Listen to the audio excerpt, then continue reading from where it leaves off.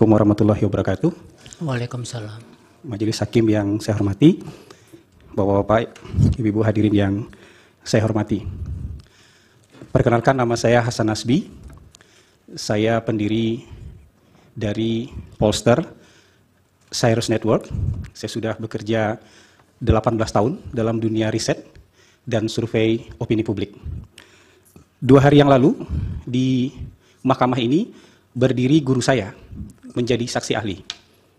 Menjadi saksi ahli, beliau dari Laboratorium Psikologi Politik Universitas Indonesia, memaparkan sebuah hasil kajian yang menyatakan bahwa bantuan sosial mempengaruhi pemilih dengan berbagai data yang beliau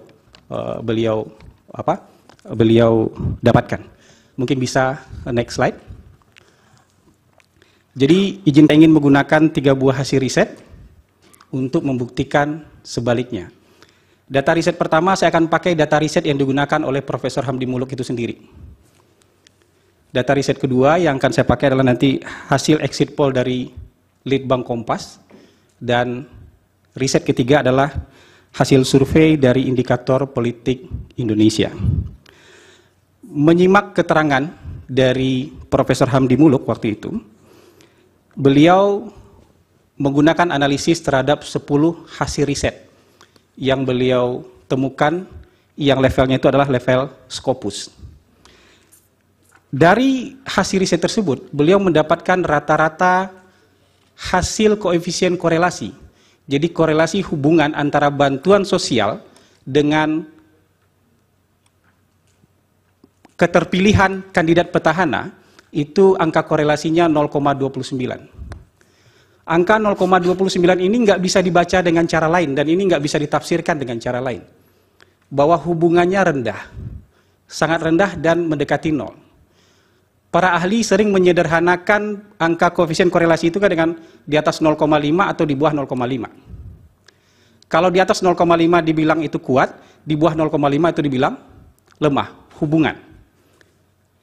Sementara sebenarnya rentang dari koefisien korelasi dari 10 riset itu bervariasi dari 0,04, rendah sekali itu mendekati 0, sampai 0,54. Variasinya banyak sekali, tapi oke lah, kita terima itu sebagai sebuah hasil riset.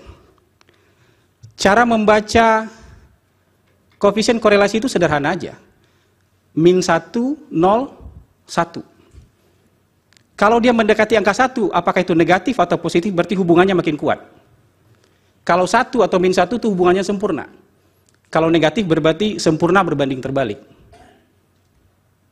Kalau positif itu sempurna, kalau plus 1 itu sempurna dengan positif. Jadi kalau di bawah 0,5 itu rendah. Di bawah min 0,5 itu rendah. Mungkin bisa next slide. Kalau kita rinci ya dengan detail, kira-kira cara membacanya seperti ini. Jadi kalau korelasinya angka antara 0,2 sampai 0,39 itu sangat rendah. Kalau 0,01 sampai 0,19 itu hampir tidak ada. Atau bisa dibilang tidak ada hubungan antara bantuan sosial dengan ini. Yang jadi persoalan adalah ketika beliau menyatakan ini, besoknya ada headline di Harian Kompas, Bansos mempengaruhi pemilih, dan dibilang pengaruhnya terhadap pemilih adalah 29%. Dari mana 29% ini diambil? Dari angka koefisien korelasi yang ditemukan oleh Laboratorium Politik Psikologi UI, dari rata-rata 10 riset itu dapat koefisien korelasi 0,29. Cara membacanya nggak bisa dengan cara lain. Mohon maaf kalau guru saya membaca bahwa pengaruh bansos terhadap pemilih itu 29%, itu melanggar kaidah statistik. Karena dalam statistik hubungan dengan pengaruh itu beda jalan, beda urusan. Kira-kira sederhananya begini. Kalau saya dengan Prof. Yusril naik kereta yang sama, di jam yang sama, dari Jakarta ke Surabaya, saya duduk sebelahan dengan Prof. Yusril, saya punya hubungan dengan Prof. Yusril. Kalau saya turun di Cirebon, Prof. Yusril turun di Surabaya, kira-kira koefisien hubungan saya dengan Prof. Yusril itu 0,29%. Tapi saya naik kereta itu bukan pengaruh Prof. Yusril. Prof. Yusril naik kereta juga bukan karena saya. Kalau saya turun di Cirebon bukan karena Prof. Yusril. Prof. Yusril juga turun di Surabaya bukan karena itu beda hubungan dan pengaruh dalam statistik. Jadi angka koefisien 0,29 itu angka koefisien hubungan. Ada hubungan, terlihat hubungan. Kalau misalnya dibagi 100 bansos, kira-kira ada 29 kenaikan angka petahana. Tapi apakah gara-gara bansos naik angkanya? Tidak bisa begitu. Karena bisa jadi ada faktor-faktor lain. Nanti saya akan tunjukkan. Kalau pengaruh dalam statistik disebut dengan koefisien regresi. Kalau angka ini dianggap sebagai regresi tunggal, maka 0,29 itu harus dikuadratkan Majelis Hakim yang mulia. Jadi kira-kira angka pengaruhnya berdasarkan hitungan saya adalah 0,0841. Jadi dari 100 bansos pengaruhnya adalah 8%. Kalau nyebar bansos, kira-kira pengaruhnya 8 orang. Kalau berdasarkan angka riset dari Laboratorium Psikologi Politik UI, dan tidak bisa dibaca yang lain. Karena begitu cara beliau mengajarkan saya membaca data. Tidak bisa kita bicara pengaruhnya 29%, sementara 71% lainnya dipengaruhi oleh faktor-faktor lain. Ini hanya hubungan sama kayak tadi. Hubungan saya sama-sama naik kereta, keretanya sama, jamnya sama, duduk sebelahan, saya turun di Cirebon. Jadi itu akan menyesatkan.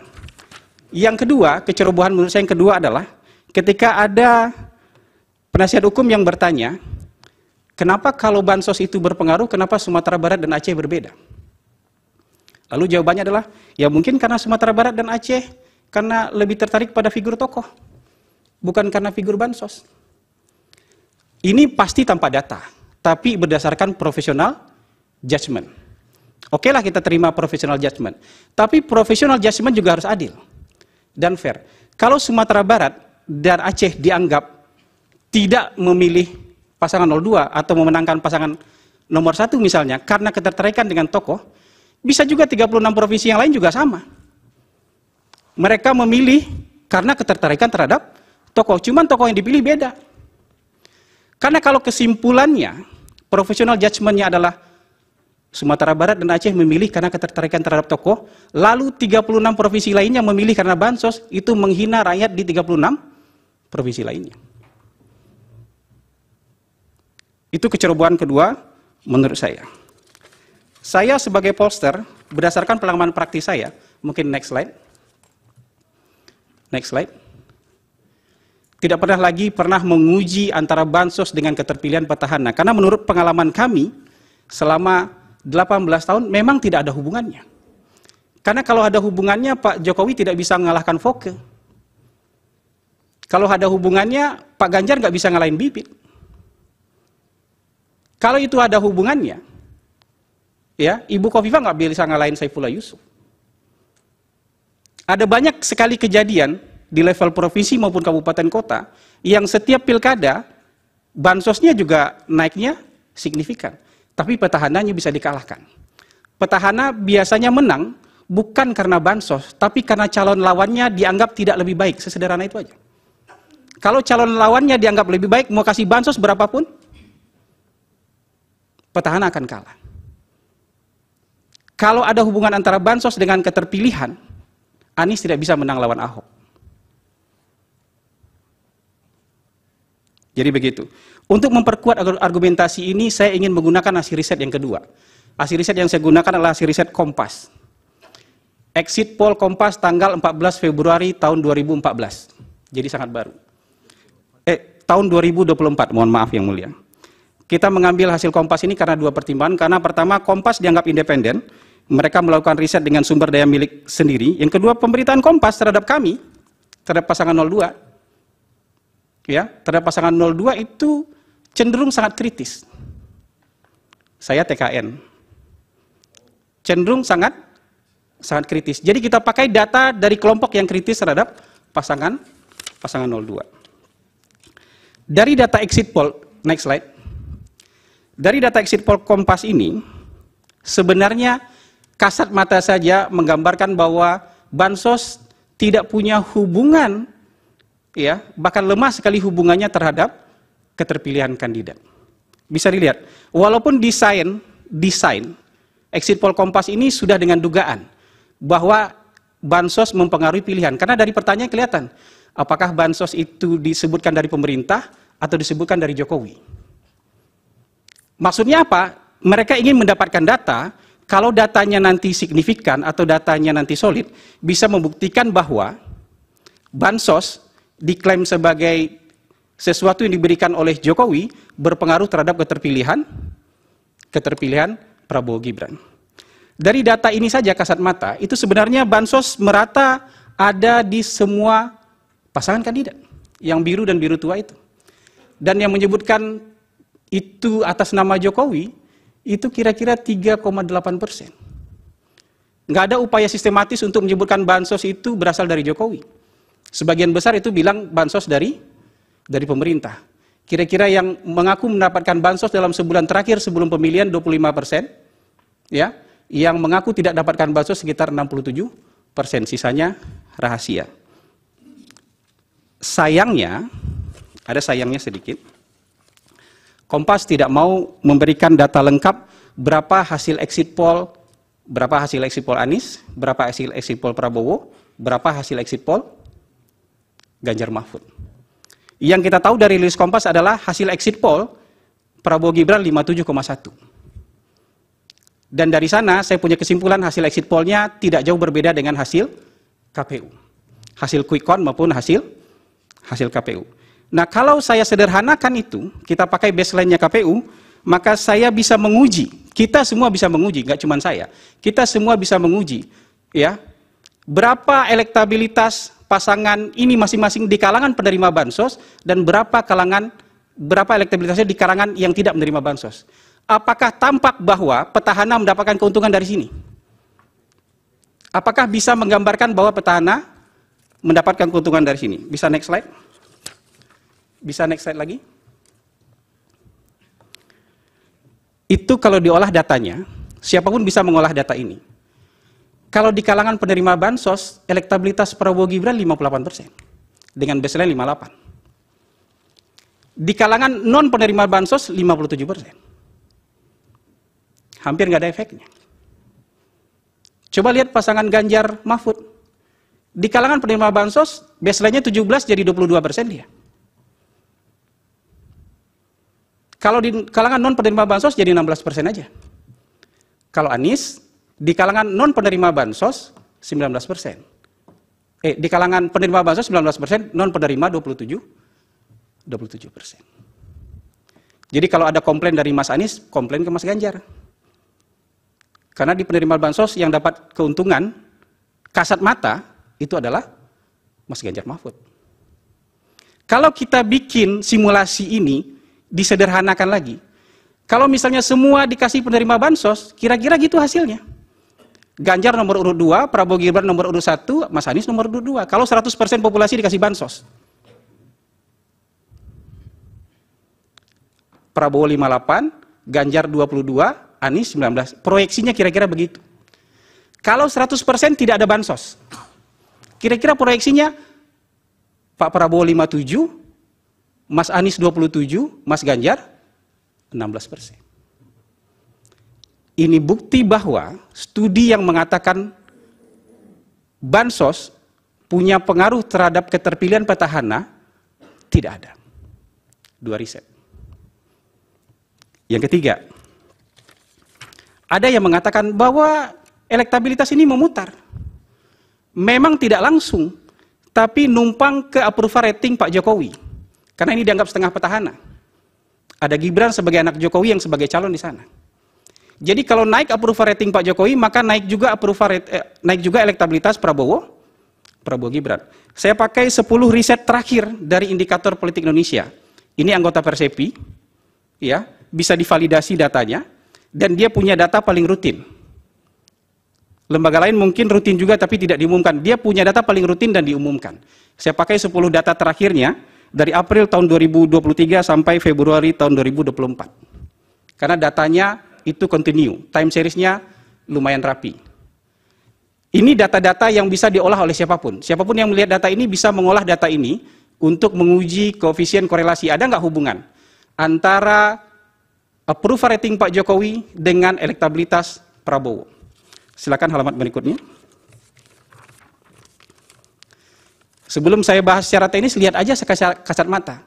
Dalam periode Juli sampai Oktober 2023, approval rating Pak Jokowi turun. Sementara di bawah itu elektabilitas Prabowo terlihat naik. Itu kasat mata. Kalau kita buatkan analisis statistiknya itu di bawah. Koefisien korelasi yang di atas. Percent correlation.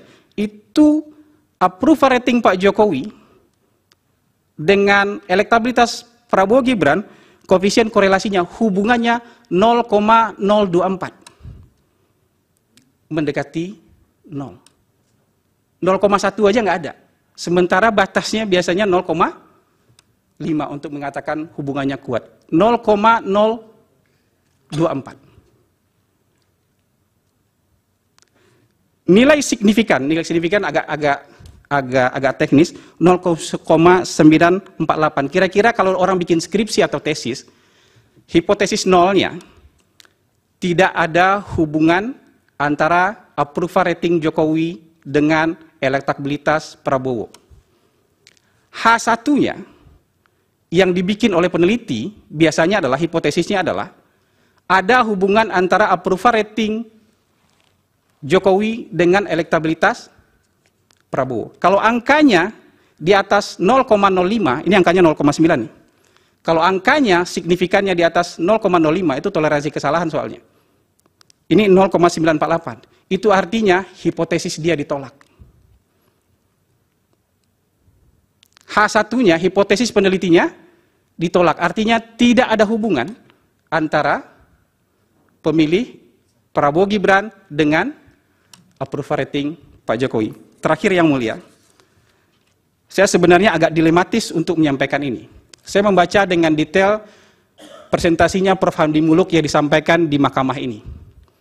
Sebenarnya tidak perlu mencari 10 riset yang ada di dunia soal bantuan sosial dengan keterpilihan petahana. Ada satu riset yang dilakukan di Indonesia tahun 2022 dijadikan juga sumber oleh Prof. Hamdi Muluk. Angka korelasinya, Majelis Hakim juga punya bahannya itu.